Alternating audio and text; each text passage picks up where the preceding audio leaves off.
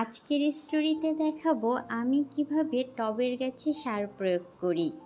টবের গাছটির ডাল বড় হয়ে চারিদিকে ছড়িয়ে পড়েছে, তাই প্রথমেই আমি গাছটিকে সুন্দর শেপ দেওয়ার জন্য এভাবে গাছের ছড়ানো ডালগুলোকে কেটে নিচ্ছি। গাছে কেমিক্যাল সার প্রয়োগ করার আগে সবসময় মনে রাখতে হবে সারের পরিমাণ টবের আকৃতির উপর নির্ভর করে। এখানে আমার টবের উচ্চতা 18 ইঞ্চি এবং প্রস্থ 14 ইঞ্চি। গাছের আগাছাগুলো গোড়া থেকে ভালোভাবে পরিষ্কার করে নিচ্ছি।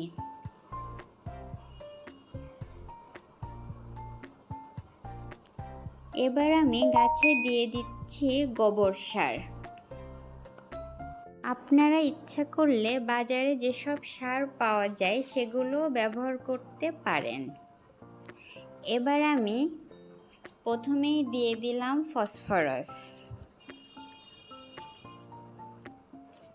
ফসফরাসের পর দিচ্ছি ড্যাপ। এরপর আমি দিয়ে দিব পরিমাণ মতো পটাশিয়াম। তারপর দিচ্ছি গাছের জন্য প্রয়োজনীয় সবচেয়ে গুরুত্বপূর্ণ উপাদান ইউরিয়া সার। এবার গাছের গোড়া ভালোভাবে খুঁড়ে দিচ্ছি। এসব কেমিক্যাল সারের প্রয়োজনীয়তা এবং ব্যবহার আমি ভিডিওর ডিসক্রিপশনে দিয়ে দিব। এটি ফলো করলে আপনারা গাছের প্রবলেম আইডেন্টিফাই করে প্রয়োজনীয় কেমিক্যাল সার দিতে পারবেন।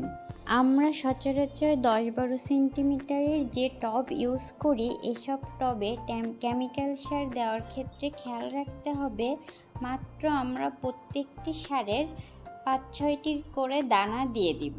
এর বেশি দিলে গাছের ক্ষতি হবে। সার প্রয়োগ করার পর অবশ্যই রেগুলার গাছে পানি দিয়ে দিতে হবে। গাছে সার প্রয়োগ করার মাত্র 3 সপ্তাহ পরের গাছের চেহারা দেখতে পাচ্ছি সবুজ পাতায় ছেয়ে গেছে গাছ।